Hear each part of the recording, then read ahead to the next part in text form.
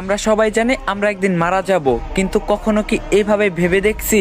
আসুন একটু ছোট্ট করে কল্পনা করা যাক। ধরুন আপনি মারা গেছেন, আপনাকে কাপড় দিয়ে ঢেকে রাখা হবে, আপনাকে সবাই দেখতে আসবে, সবাই কান্নাও করবে। আর কয়জন মানুষ খুবই তাড়াতাড়ি করে কবর খুঁড়তে শুরু করবে আপনাকে কবরে রেখে আসার জন্য।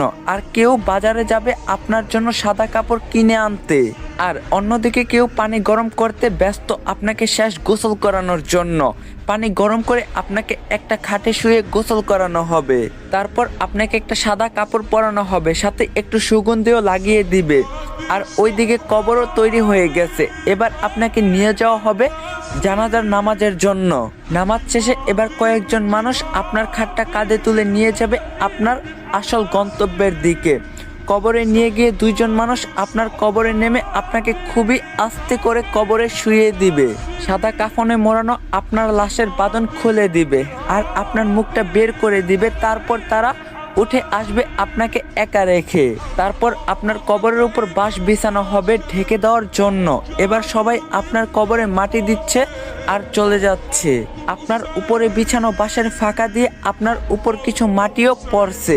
এবার মাটি দেওয়ার শেষে সবাই দোয়া করে চলেও যাচ্ছে সেই 3.5 হাত অন্ধকার কবরে আপনাকে একা রেখে।